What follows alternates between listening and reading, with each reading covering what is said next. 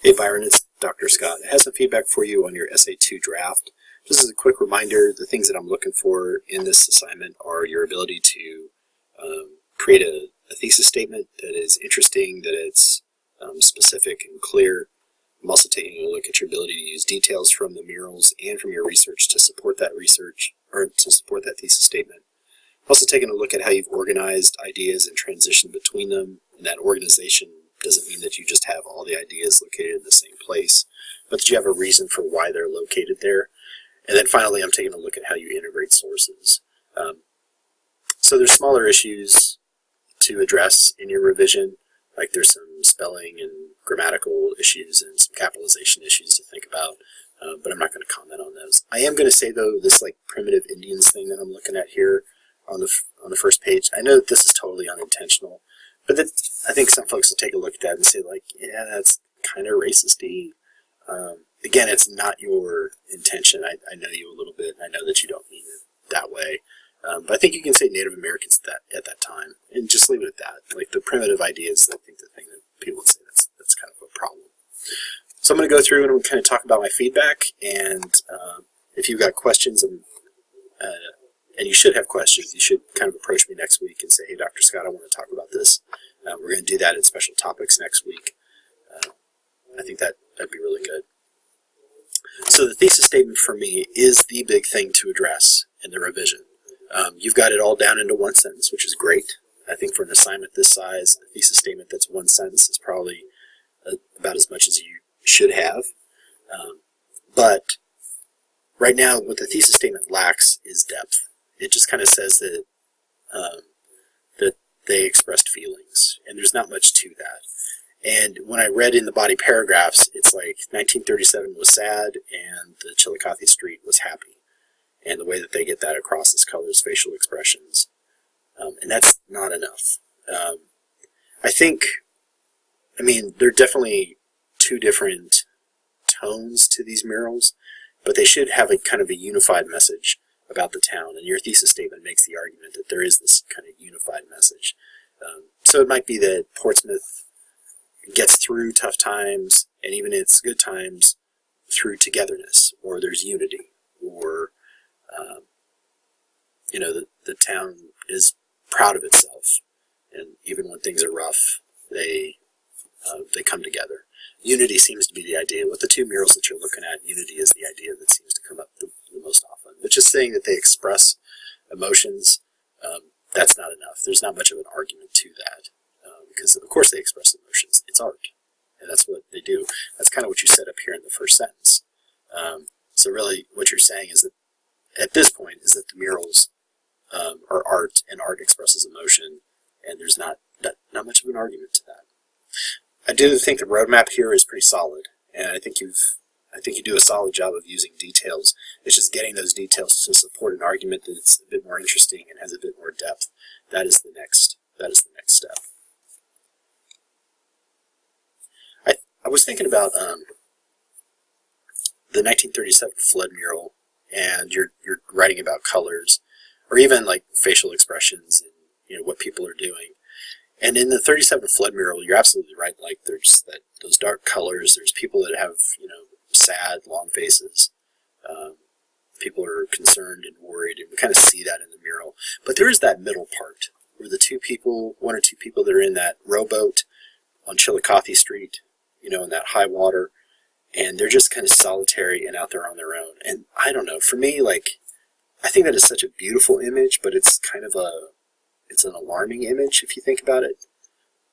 I don't know what you think. I don't know how you make sense of that. Like here in the color paragraph, you're writing about everything that's kind of around that, but I'm curious what you make of what's happening there in the middle. It might be that leads you to an argument about hope, that there is hope in this town, even when things are rough, and that hope carries us through to when things are good. That, I think, is an argument that you can that you might be able to work with. It's up to you. I mean, it's ultimately your argument. I'm trying to give you some ideas to get you have a little bit more depth to that argument.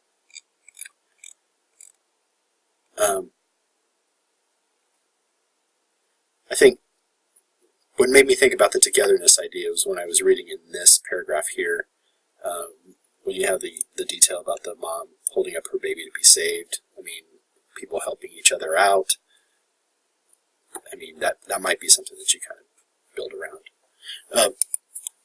It's a pet peeve of mine, I guess, but particularly in an assignment where I'm asking you to use description and to be kind of specific in supporting a thesis statement, the word thing is probably the least descriptive word in the English language. You can always find a better alternative, so I mentioned that there. Again, that's a small issue. I don't have a ton of feedback here because I think that overall thesis statement needs to get tweaked, it needs to get revised, and then you'll need to explain these details or maybe use different details to support that thesis statement. The integration of sources is a little rocky in places, like going from your writing to the source itself. There needs to be a little bit of explanation of how the two are going to kind of be connected, and I'll give you an example here. So, yeah, this mother was the only person who drowned from the flood. According to, and you should tell us who that source is, according to blah, blah, blah, the identity of the person, oops,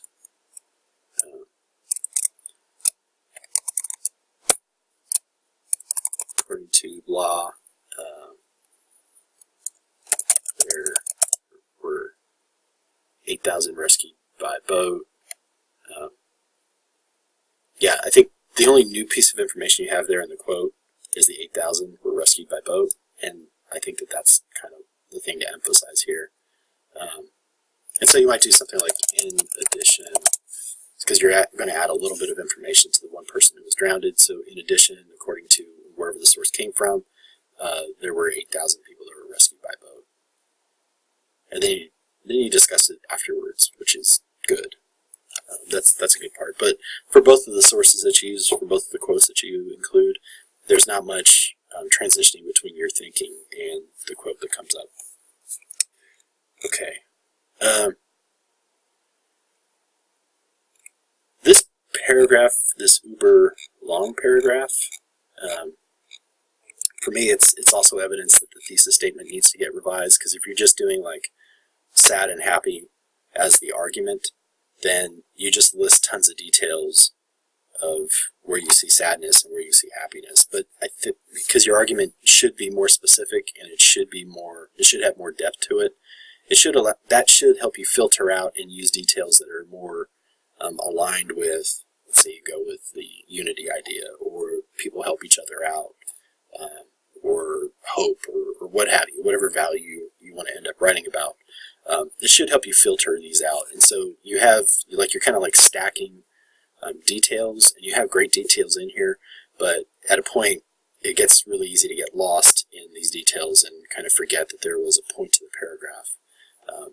So this paragraph, like, you'll be able to use some of these details. You'll need to explain them in a way that connects the details to a revised thesis statement, but do know that you'll need to cut a fair bit out of here so that you can make some of those connections and explain them. Okay, and I think that that's it. That's a fair bit. And if you struggle with that, let me know. I'm happy to help you out. I know that it might be a bummer to hear that your thesis statement needs to get tweaked a bit, but it is kind of, it's not making much of an argument at this point, and I'm happy to help you figure out how to get it making a stronger argument. You could also visit the Writing Center. I'm sure that they would be able to help you out, and I look forward to seeing where this is going. Okay, that's it for now, Byron. I'll talk to you soon.